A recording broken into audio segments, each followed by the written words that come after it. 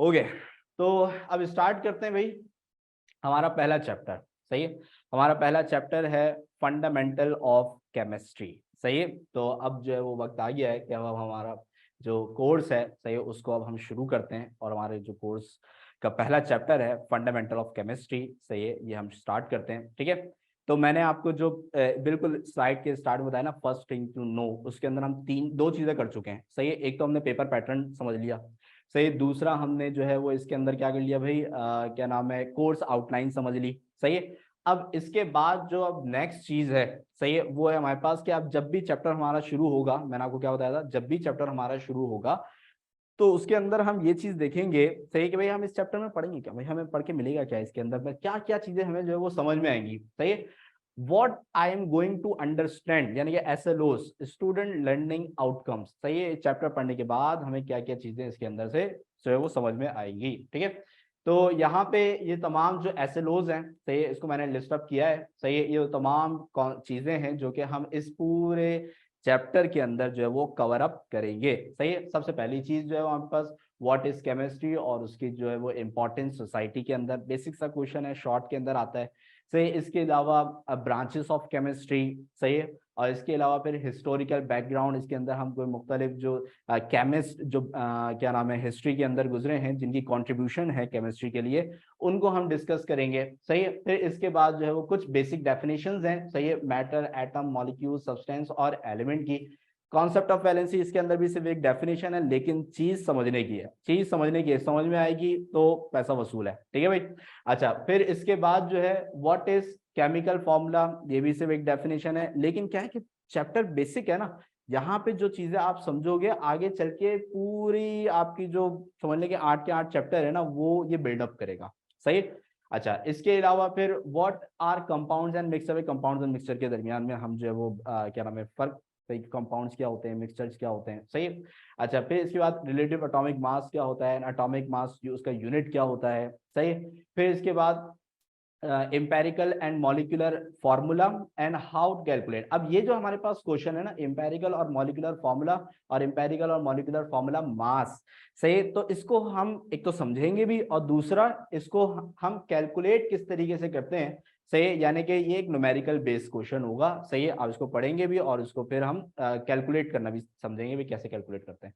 ठीक है, इसके बाद हम जो है वो आते हैं, सही, तो what are atomic number and atomic mass and how to calculate them, ये भी हमारे पास न्यूमेरिकल बेस्ड क्वेश्चन होगा, पहले समझेंगे और फिर इसके बाद हम ये देखेंगे भाई कि इसको कैलकुलेट किस तरीके से करते हैं। ठीक है, फिर इसके बाद जो नेक्स्ट चीज है, सही है, ये हमारे पास concept of ions, molecular ions और फ्री रेडिकल्स, ये भी आपके पास डेफिनेशंस हैं। सही है, कॉन्सेप्ट वाइज है कि कॉन्सेप्ट का पता होना चाहिए कि भाई आयंस क्या होते हैं, मॉलिक्यूलर आयंस क्या होते हैं और फ्री रेडिकल्स क्या होते हैं। बच्चों को बड़ी कंफ्यूजन रहती है, आखिर तक पता ही नहीं होता कुछ। सही है, लेकिन हम इसको यहीं पे ही क्लियर करके आगे की तरफ मूव करेंगे। सही है।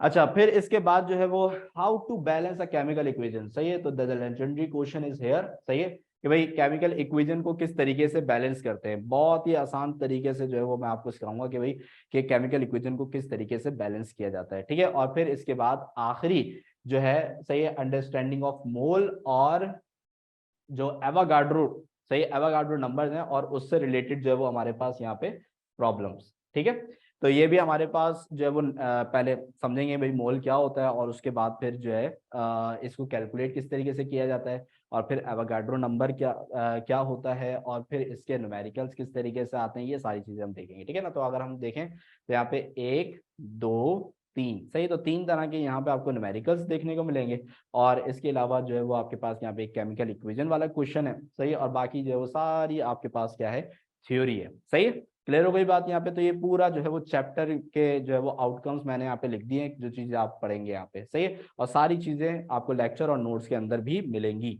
सही है। अच्छा, तो आज क्या करेंगे सर। सही है, तो अब बस सारी हमने बेसिक बना ली है, वो नहीं पूरी इमारत डली होती है। सही है, तो उसमें क्या होता है कि पहले जो है ना फ्लोर वो जो सॉरी फ्लोर डलता है ना, फिर पूरा मवाद वगैरह भरते हैं। ठीक है, तो जो बेसिस है उसको हमने स्ट्रॉन्ग कर लिया है। सही है, तो अब हम जो है वो चलते हैं आगे की तरफ। और अब आगे जो हमने काम करना है वो ये है कि भाई हमें आज जो है वो 3 क्वेश्चंस जो है वो कवर अप करने हैं। सही है, और वो 3 क्वेश्चंस हमारे पास कौन कौन से हैं। सही है, एक तो है भाई हमारे पास व्हाट इज केमिस्ट्री और इसकी इम्पोर्टेंस सोसाइटी के अंदर। इम्पोर्टेंस सोसाइटी के अंदर का मतलब ये होता है कि सोसाइटी में हमारे पास जो केमिस्ट्री है वो कहाँ कहाँ यूज होती है, वो ये हमें बतानी है यहाँ पे, ठीक है। इसके अलावा ब्रांचेस ऑफ केमिस्ट्री, सही है, और इसके अलावा हिस्टोरिकल बैकग्राउंड ऑफ केमिस्ट्री। सिर्फ 3 क्वेश्चन चुनने से 3 क्वेश्चन हैं, ये हमने समझने, सही है। और इसके बाद हमारी जो क्लास है वो खत्म हो जाएगी, सही है। और क्लास को गौर से सुनना है। आखिर में जो है ना, मैंने एक क्विज भी रखा हुआ है, सही है। तो क्विज मैं आपके लिए रखूंगा, सही है, और देखूंगा कि भाई किसने अच्छी तरीके से क्लास को सुना है। तो जो अब जो क्लास होगी ना, मतलब आप आगे जो आपके पास टॉपिक्स होंगे ये वाले, तो इससे रिलेटेड जो है ना एक क्विज भी रखा हुआ है, तो उसको गौर से सुनिएगा। और जिस बच्चे ने सही जवाब दिया क्विज के अंदर, सही है, बस वो उसको हम एक खिताब दे देंगे, वो हमारे क्लास का हो जाएगा चीता, सही है, छा जाओ चीता, ठीक है। अच्छा जी, तो स्टार्ट करते हैं, सही है। पहला जो हमारे पास टॉपिक है, first topic is what is chemistry.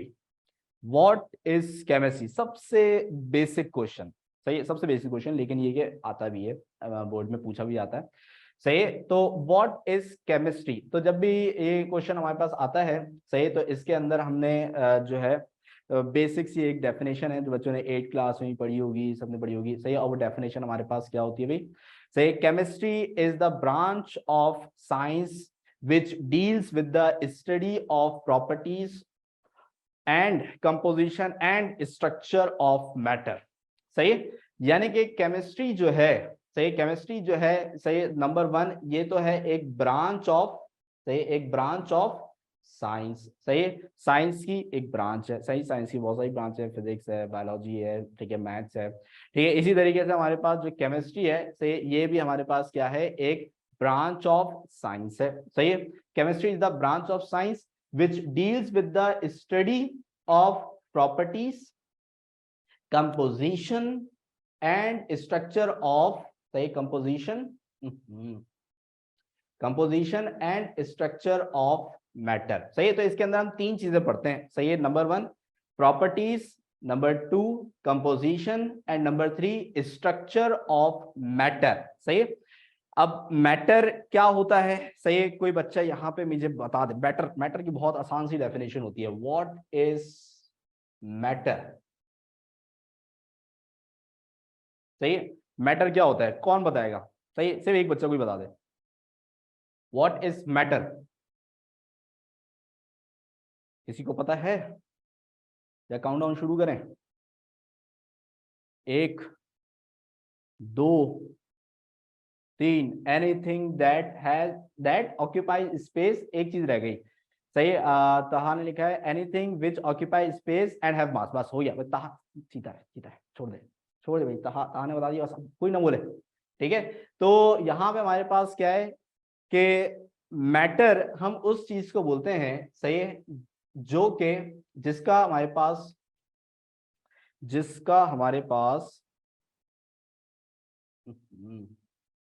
एक नजर है ना इसमें, जिसका हमारे पास मास हो और वो कोई भी स्पेस जो है वो ऑक्यूपाई करे, सही है। वैसे तो हम अभी मैटर की जो डेफिनेशन है वो आगे बेसिक डेफिनेशन में भी आपने देखा होगा, उसके अंदर हम पढ़ेंगे, सही है। लेकिन पता भी होनी चाहिए और बच्चों को पता है, बहुत अच्छी बात है, बहुत अच्छी बात है, सही है। तो यहाँ पे हमारे पास क्या लिखा हुआ है, मैटर, सही है, matter is anything that has mass and occupy space, matter is anything that has mass and occupy space, ठीक है। यानी कि हर वो चीज, सही, जिसका मास हो और वो कोई भी जगह घेरे, यानी कि स्पेस को ऑक्यूपाई करे। अब सर ये चीज कहाँ मिलेगी, सही, ऐसी कौन सी चीज होती है, सही, जिसका मास भी होता है और वो स्पेस भी ऑक्यूपाई करती है, सही। अब भाई अगर आप अपने अराउंड एक नजर दौड़ाएं, सही है, कोई भी एक नजर दौड़ाएं, तो आप जिस कमरे में बैठे हुए हैं, सही है, तो आपको वहां पे रखी हुई हर चीज के अंदर ये दोनों बातें नजर आएंगी। यानी कि हर चीज का मास भी होगा और वो कोई ना कोई स्पेस भी ऑक्यूपाई की हुई होगी, सही है। अब जैसे कि हमारे पास ये मेरे सामने जो है ना ये रखा हुआ है एक मग, सही है। अब ये मग जो है वो टेबल पे रखा हुआ था, सही है। अब इस टेबल पे, सही है, इसने जो है वो जगह भी ऑक्यूपाई की हुई है, और इस मग का मास भी है और इस मग के अंदर चाय भी है। ओ ठंडी हो गई। हाँ, अच्छा जी, तो यहाँ पे हमारे पास क्या है भाई, सही, मैटर, सही, matter is anything that has mass and occupy space. Matter is anything that has mass and occupy space. तो आप अपने अराउंड जितनी भी चीजें देखोगे उनमें दोनों चीजें हैं, तो इसका मतलब केमिस्ट्री हर चीज में, सही है। केमिस्ट्री जो है वो तो फिर क्या हुआ कि हर चीज में ही मौजूद है। यानी कि हम अगर किसी भी चीज के क्या ना, किसी भी चीज के जो है प्रॉपर्टीज को, कंपोजिशन को और स्ट्रक्चर को अगर स्टडी कर रहे हैं तो वी आर केमिस्ट, सही है, वी आर केमिस्ट। तो अगर हम उसकी प्रॉपर्टीज को स्टडी कर रहे हैं, उसकी कंपोजिशन, उसकी बनावट को स्टडी कर रहे हैं, सही, और उसके स्ट्रक्चर को स्टडी कर रहे हैं, सही, तो इसका मतलब वी आर केमिस्ट, सही। तो हम किस जो है वो ब्रांच ऑफ साइंस के अंदर मौजूद होते हुए अपनी स्टडी कर रहे हैं, सही है। तो वो जो ब्रांच ऑफ साइंस है वो है हमारे पास केमिस्ट्री, सही है। तो अब इसकी एक एग्जांपल लेते हैं, समझते हैं चीज को ना, सही है। तो यहाँ पे हमको एक चीज जो है वो अज्यूम कर लेते हैं, सही है। तो मैंने यहाँ पे अज्यूम किया भाई एक डायमंड, सही। डायमंड एक सब्सटेंस है, सही है, इसका मास भी होता है और इसकी जो है क्या नाम है, ये स्पेस भी ऑक्यूपाई करता है, ठीक है। तो अब डायमंड की अगर मैं इन तीनों चीजों को, यानी कि प्रॉपर्टीज को, सही है, नंबर 2 कंपोजिशन को, और नंबर 3 स्ट्रक्चर को, सही है। तो प्रॉपर्टीज, कंपोजिशन और स्ट्रक्चर को अगर मैं स्टडी कर रहा हूं तो मैं किस ब्रांच ऑफ साइंस के अंदर मौजूद हूं, सही है, मैं मौजूद हूं किसके अंदर, केमिस्ट्री के अंदर। यानी कि मैं केमिस्ट्री में रहते हुए इस एलिमेंट को, इस सब्सटेंस को, इस मैटर को मैं क्या कर रहा हूं भाई, स्टडी कर रहा हूं, सही है। क्लियर हो गई बात यहाँ पे, ओके, सही है। तो अब यहाँ पे हमारे पास जो है, ठीक है, अब यहाँ पे हमारे पास जो है भाई, अब जैसे फर्स्ट सपोज भाई सर हम इसकी प्रॉपर्टीज में, सही, क्या क्या प्रॉपर्टीज जो है वो क्या नाम है स्टडी कर सकते हैं। जैसे भी मैंने कुछ एग्जांपल्स दिए हैं, सही। जैसे कि अगर हम जो है वो स्टडी करते हैं कि भाई डायमंड का, सही, डायमंड का मेल्टिंग पॉइंट क्या होता है, डायमंड का मेल्टिंग पॉइंट क्या होता है भाई, हमने स्टडी किया भाई डायमंड का मेल्टिंग पॉइंट होता है तकरीबन 4000 सेल्सियस, सही। कुछ जगहों पे आपको जो 3000, कुछ जगहों पे 3500, कुछ जगहों पे 4000, ठीक है। तो 4000 to 3000 के दरमियान में इसके मेल्टिंग पॉइंट की एक रेंज होती है, सही है। तो डायमंड का जो मेल्टिंग पॉइंट है ये हमारे पास क्या होता है भाई, 4000 डिग्री सेल्सियस, ठीक है। तो मैंने एक ये चीज स्टडी कर ली इसकी। फिर इसके बाद जो है वो मैंने इसकी जो वो कंडक्टिविटी, सही है, मैंने जो देखा कि क्या डायमंड जो है वो इलेक्ट्रिसिटी को कंडक्ट कर सकता है, सही है। तो मैंने देखा कि भाई डायमंड जो है वो इलेक्ट्रिसिटी को कंडक्ट नहीं कर सकता, सही है। अब मैंने इसकी प्रॉपर्टीज देखी भाई, इसके अंदर तो फ्री इलेक्ट्रॉन्स होते ही नहीं है, तो वो आप आगे चल के बेसिक चीजें पढ़ेंगे सारी, ठीक है। तो मैंने देखा भाई इसके अंदर फ्री इलेक्ट्रॉन्स होते ही नहीं है, इसलिए ये इलेक्ट्रिसिटी को भी कंडक्ट नहीं कर सकता, सही है। तो यहाँ पे हमारे पास क्या है कि भाई क्या नाम है, मैंने इसकी कंडक्टिविटी को भी स्टडी कर लिया, सही। इसके बाद रिफ्रैक्टिव इंडेक्स मैंने चेक किया भाई, इसका डायमंड का जो रिफ्रैक्टिव इंडेक्स है, सही है, ये हमारे पास होता है अराउंड 2.46 समथिंग, सही। तो जो डायमंड का रिफ्रैक्टिव इंडेक्स है, सही, वो है 2.46, ये मैंने इसको भी स्टडी कर लिया, ठीक है।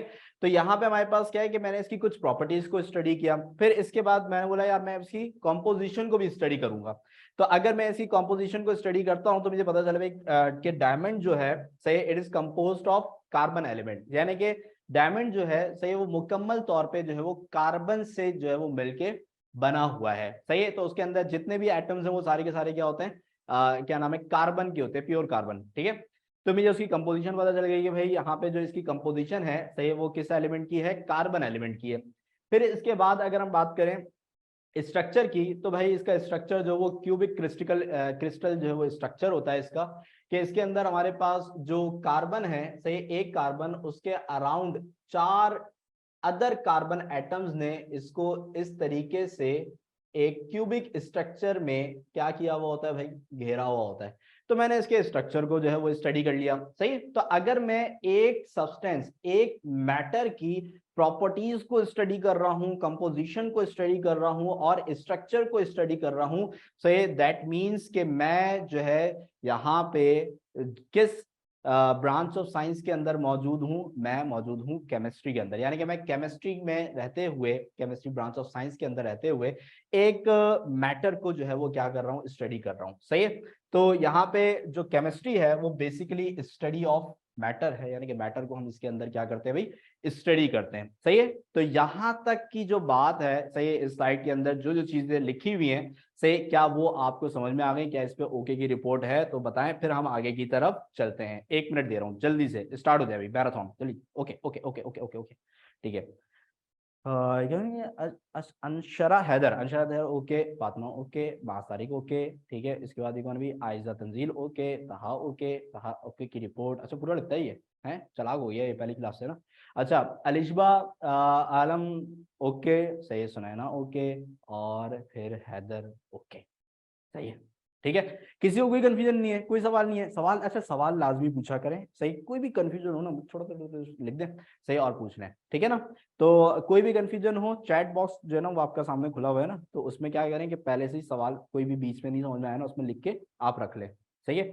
और जैसे ही मैं बोलूंगा हर स्लाइड के खत्म करने से पहले मैं आपसे पूछूंगा, सही है, आपसे बगैर पूछे मैं ये स्लाइड खत्म नहीं करूंगा, सही है। तो फिर आप जैसे ही मैं बोलूँ आपने जो है दबा दिया और वो मैसेज मेरे पास आ जाएगा और मैं उस सवाल का जो जवाब आपको दे दूंगा, सही है। क्लियर हो गई बात यहाँ पे, ठीक है। तो आगे की तरफ बढ़ते हैं भाई, नेक्स्ट स्लाइड। अच्छा, केमिस्ट्री को और भी ज्यादा अच्छे तरीके से स्टडी करने के लिए मेरी एक बड़ी फेवरेट सी जो है ना डेफिनेशन है, लेकिन मैं आपको बता दूं भाई बोर्ड में अगर आएगी तो पहली जो अभी लिखी हुई थी ना वही लिखिएगा, सही, ये वाली नहीं लिखिएगा, ठीक है। ये एक अंडरस्टैंडिंग के लिए कि भाई केमिस्ट्री क्या होती है, इसको और अच्छी तरीके से समझने के लिए जो है वो यहाँ पे वाली ये जो डेफिनेशन है इसको मैं डिस्कस कर रहा हूँ। सही, केमिस्ट्री क्या होती है, सही है, it is also called the study of change, सही, it is also called the study of change, सही। यानी कि इस ब्रांच ऑफ साइंस यानी कि केमिस्ट्री के अंदर जो है वो हम चेंजेस को स्टडी करते हैं। किसको स्टडी करते हैं? चेंजेस को स्टडी करते हैं, सही। यानी कि आप अपने अराउंड अगर देखें,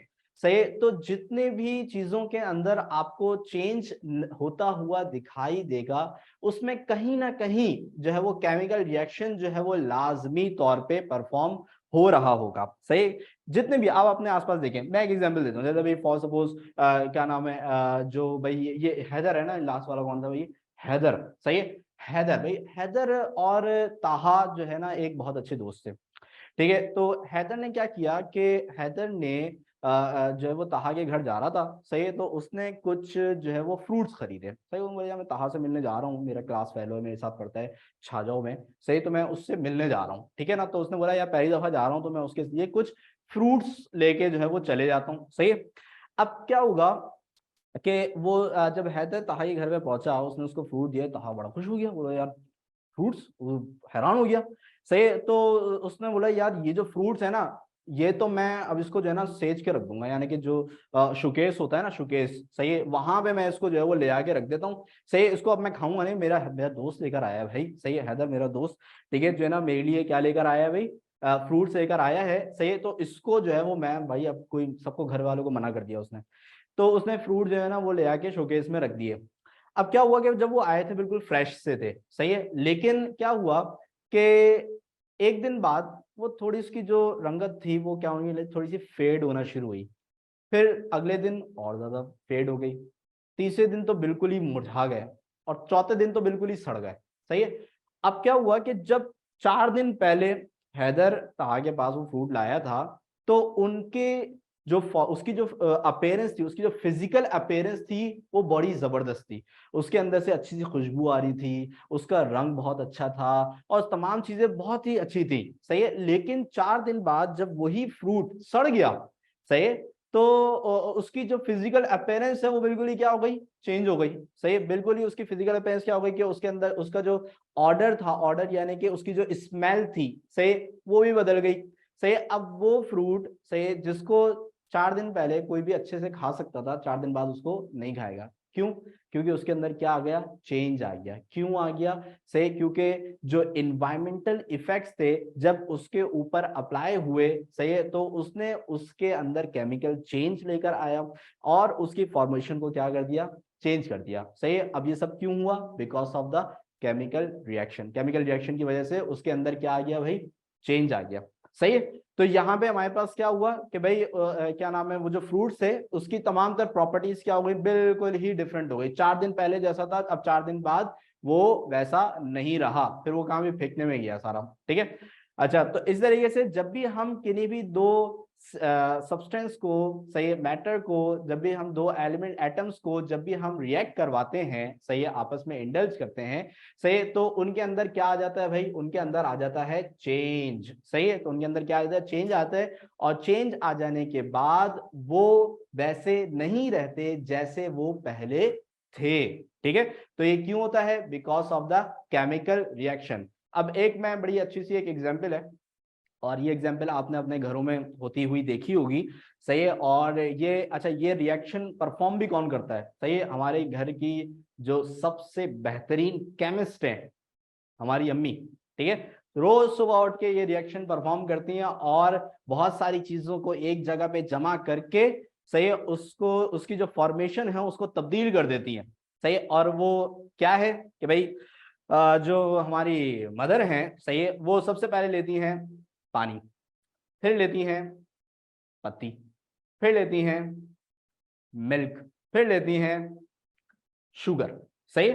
तो वाटर, टी और मिल्क और शुगर, जब इन चारों चीजों को आपस में कंबाइन किया जाता है और इसको धीमी धीमी धीमी धीमी आंच पे जब पकाया जाता है, तो हमें नतीजतन क्या चीज मिलती है भाई, हा, चाय, सही है, चाय, ठीक है। तो ये वो पहला केमिकल प्रोडक्ट है जो कि हम अपने दिन में पीते हैं। और आप बताएंगे क्या आपका दिन जो है वो इस केमिकल प्रोडक्ट के बगैर स्टार्ट होता है, नहीं होता। कुछ बच्चों को कॉफी पीते होंगे, लेकिन कॉफी भी बहुत सारी चीजों को मिला के ही बनाई जाती है, सही। कुछ जूस पीते होंगे, जूस भी बहुत सारी चीजों को सही मिला के बनाया, उसमें चीनी भी डलती है, उसके अंदर पानी भी डलता है, उसके अंदर कुछ फ्रूट्स के और कोई अगर साशे टैंक वगैरह यूज कर रहे हैं तो उसके अंदर वो भी डलता है, सही है। तो यहाँ पे हमारे पास जो है, सही, अच्छा फातिमा बोलिए मैं नहीं पीती, तुम पीती नहीं, चाय नहीं पीती है, अच्छा, सही है भाई, ठीक है भाई, कुछ लोग नहीं पीते, सही है, लेकिन भाई हमारी जो दिन की शुरुआत है ना, सही है, वो तो जो है वो टी से ही होती है, ठीक है। अच्छा, अब इसमें क्या हुआ कि जब हमने वाटर, टी, मिल्क और शुगर, सही है, तो जब हमने इन चारों की चारों चीजों को एक जगह पे जमा किया तो हमारे पास जो प्रोडक्ट निकल के आया वो क्या था, वो थी टी, सही है। अब टी जो है, ये जो हमारे पास प्रोडक्ट बना है, सही है, अब चूंकि इसके अंदर पानी है, तो अब मुझे बताएं कि अगर मैं बोलूं कि भाई मुझे पानी चाहिए, सही है, भाई टी में पानी है ना, ठीक है, अगर मैं आपको बोलूं भाई मुझे पानी चाहिए, तो क्या आप मुझे टी ला के दोगे, सही, कि सर इसके अंदर पानी तो है ना, ठीक है, तो आप टी पी लें, सही। या फिर मैं बोलूँ कि भाई मुझे जो है वो क्या नाम है, मिल्क चाहिए, सही, मिल्क चाहिए, तो आप क्या मुझे जो है वो टी ला के दे दोगे, सही है, कि भाई सर इसके अंदर मिल्क तो है ना, ठीक है। तो हम जान के मैं आपको बोलूँ भाई मुझे शुगर चाहिए, तो आप मुझे जो है वो टी ला के दे दो कि सर इसके अंदर शुगर तो है ना, ठीक है। तो यहाँ पे हमारे पास क्या है कि भाई ऐसा नहीं होगा, सही, ऐसा नहीं होगा कि अगर मैं आपसे पानी मांगू तो आप टी ला के दे दो, मैं आपसे जो है वो पत्ती मांगू तो आप मुझे टी ला के दे दो, अगर मैं आपसे जो है वो मिल्क मांगू तो आप मुझे टी ला के दे दो, मैं आपसे शुगर मांगू तो आप मुझे टी ला के दे दो, नहीं, सही, क्यों, क्योंकि यहाँ पे, हाँ, ये बहुत जबरदस्त बात कही है, बहुत ही जबरदस्त, बहुत जबरदस्त, सही। ये आप मैट्रिक क्लास में जब पढ़ोगे ना, पहला चैप्टर है ये, पहला आप, मैं आज मैं मैट्रिक क्लास को पढ़ाऊंगा ये बात, सही है।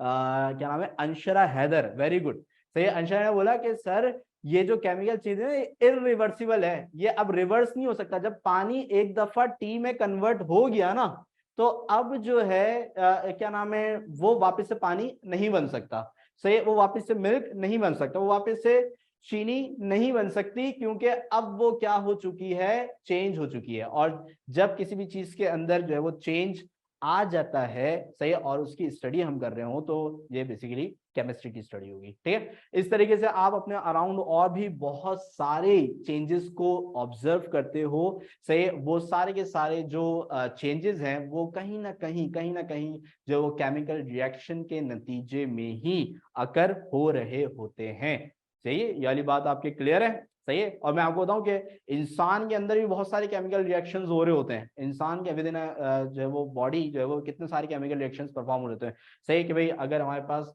कोई भी इंसान है, सही है, तो सबसे पहला जो उसके अंदर केमिकल रिएक्शन परफॉर्म हो रहा होता है कि भाई वो इनहेल करता है ऑक्सीजन को, सही है, और एक्सहेल करता है कार्बन डाइऑक्साइड गैस को, केमिकल रिएक्शन परफॉर्म हो रहा है, सही है। इसके अलावा जो इंसान है, सही है, वो फूड सही है, जो है वो इन करता है, सही है, यानी कि फूड खाता है, सही है, और फिर वो फूड जब इंसान के अंदर जाता है तो वो कहाँ पे, उसके स्टमक में, फिर वो क्या होगा भाई, डाइजेस्ट होगा, सही है। तो वो डाइजेस्ट किस तरीके से होगा कि उसके स्टमक के अंदर क्या मौजूद है भाई, एसिड मौजूद है, सही है, जो कि उसको क्या करेगा, केमिकली ऑल्टर करके, सही है, उसमें से जो इंपॉर्टेंट कंपोनेंट्स है उसको निकाल लेगा, और जो इंपॉर्टेंट कंपोनेंट्स जो कि जिसकी बॉडी को जरूरत नहीं होगी, सही है, तो फिर वो सही है ना भाई, ठीक है। तो ये जो है केमिकल रिएक्शन जो है वो इंसान के अंदर जो है वो हो रहा होता है, ठीक है।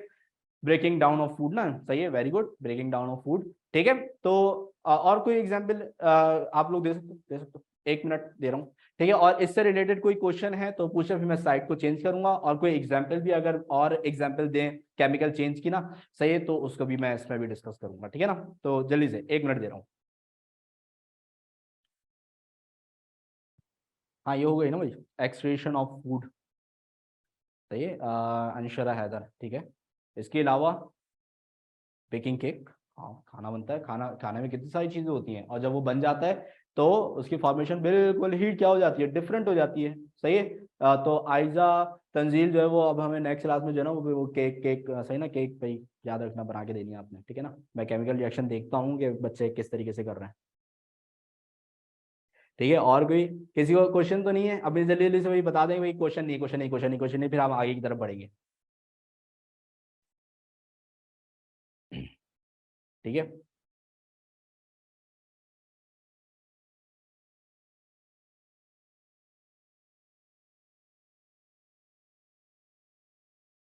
सही है, ओके की रिपोर्ट आ गई, ओके की रिपोर्ट आ गई है भाई, सही है। तो आगे बढ़ते हैं फिर ना, सही है। तो आगे अब नेक्स्ट, अब हमारा जो नेक्स्ट जो टॉपिक है,